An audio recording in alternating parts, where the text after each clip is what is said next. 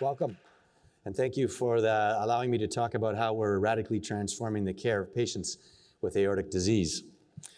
I'm a vascular surgeon, serial entrepreneur, chief medical officer, and co-founder of ViTAA Medical Solutions, virtual touch aortic aneurysms.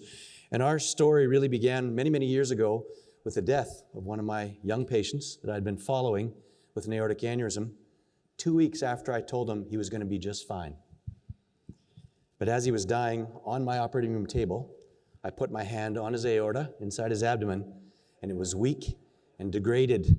And it occurred to me that if I had been able to virtually assess his aortic wall, I would have made a different decision, potentially saved his life.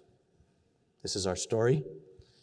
Abdominal aortic aneurysms represent pathological dilatations of the largest blood vessel in your body and still account for one of the 10th leading causes of death in the USA today. There's over 200,000 new patients per year with a huge addressable market that continues to grow primarily because of the aging population. But because of a lack of intelligence around how to select patients, the decision to treat patients with aortic aneurysm is still based on a single diameter measure. And this is data that's over 50 years old. There's a critical need for improved metrics to help us with our decision making.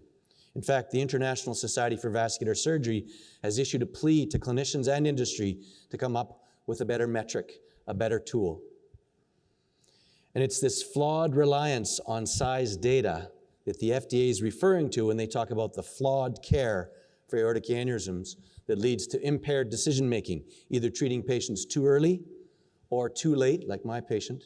That results in huge costs, both in terms of dollars to the healthcare system, but also patient outcomes.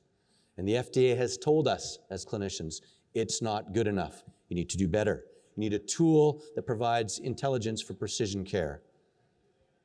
ViTAA Medical Solutions, after 15 years of very hard work, has that tool.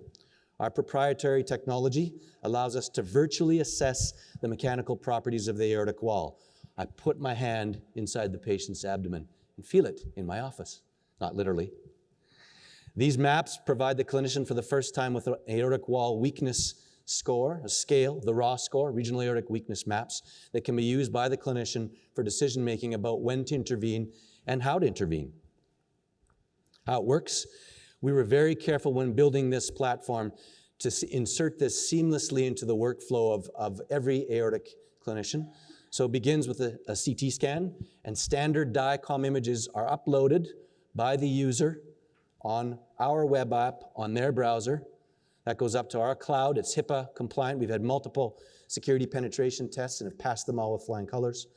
That's then processed on the cloud, and our proprietary raw biomarkers, which include thrombus analysis, peak wall strain, and time-averaged wall shear stress, are then provided as a composite index back to the end user in a user interface that's been, again, vetted by multiple user acceptability studies. And this is, again, done on their web app. There's zero footprint in the hospital, no capital expenditure required. This is all done on the cloud. What separates us from any other investigators that have tried this in the past is that we have unprecedented validation based on tissue. For 15 years, every single aortic aneurysm that I repaired, I removed the entire aorta, and based on a sampling grid, we subjected those pieces of the aorta to intense analysis that included mechanical testing, histologic, cellular, and genetic markers. And we were able to demonstrate without a doubt that our raw score analysis links back to tissue analysis with statistically significant p-values looking at gene markers, tissue destruction, and weakness of the aortic wall. As a result, then, we've already published a number of pivotal studies, including this one that demonstrated for the first time in the world the ability to actually detect and predict not only where an aortic aneurysm is going to rupture, but the risk of that aortic wall failing.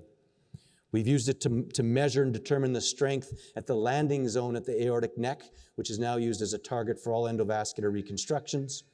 And post-endovascular repair, which represents the primary modality for treatment nowadays, you can actually monitor peak wall strain using our technology and tell the clinician which patient's endoleaks need to be intervened on. We actually use this technology for risk stratification in the office. These are images from 2 American partner centers. These patients have identical aortas based on their size criteria. But you can see very clearly the patient on the left has a much higher raw score, identified in yellow compared to the one on the right. And despite these patients having the same size aortas, the one on the left went on to urgent surgery, the one on the right was monitored. You can use this as a daily tool for precision-based care. So when we talk to our clinicians and partnered with US centers, our value proposition can provide care for every step along the aortic care continuum, including diagnosis with complete tissue aortic mapping, planning the therapy, which type of stent or which procedure to use in these patients, optimizing stent placement in the surgery plan, and monitoring these patients longitudinally. In fact, when we discuss this with our KOLs that represent some of the major aortic clinicians in North America and Europe, every single one of our clinicians at every single symposium has told us they would use this technology 100% of the time in 100% of their patients. But not only can we map in real time what's going on with your aorta, but because our entire platform was generated on an proprietary AI platform, we can provide predictive components as well. And so this was data I presented at the New York V Symposium, and there was a collective gasp in the audience because on the left you see the raw map showing weakness, but on the right, a 12-month glimpse into the future. The predictive map for growth. We know that growth is a marker for rupture risk. So now as a clinician, I can tell the patient where their aorta is now, but also where it's going. Our raw ROC scores were 0.94, 94% accuracy. We've built up an entire platform called ViTAA that allows us to take all of that data and roll it into our machine learning algorithms, including some of the most cutting-edge deep learning technology, to provide the clinician with a risk-forward stratification product. We can look into the future. Our IP portfolio is strong. We have 10 patents that continue to grow that cover all of the foundational patient therapy and monitoring algorithms, including some of those deep learning modalities. And our regulatory roadmap was developed in partnership with the FDA. We've had a number of very, very tight meetings with the FDA. Our de novo submission based on the novelty of our product will be completed in the next week or two with a limited indication for use that includes aortic mapping, with a subsequent predicate that will be submitted sometime early in next year. That will have an expanded indication for use that includes those predictive and clinical outcome elements, with expected approval at the end of next year.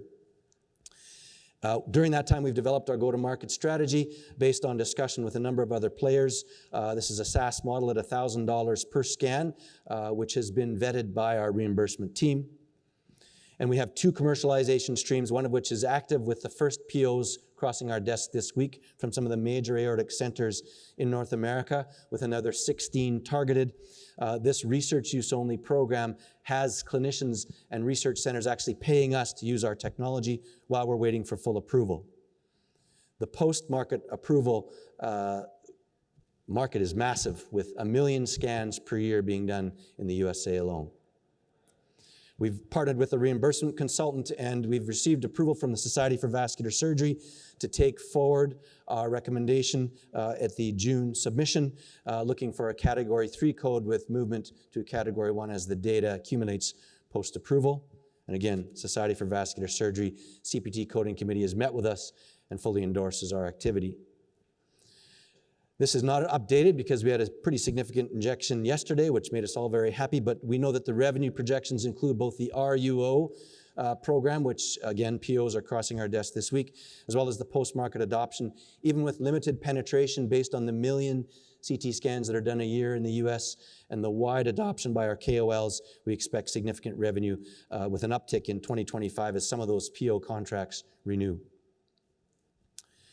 We have on our cap table currently founders, angels, physicians, and a university venture fund. We've raised a total of $5 million through 3 tranches as part of our seed round, and also have brought in $3 million of non-dilutional grant money, including the highly prestigious award from the Canadian government for novel AI technology, $2 million in grant.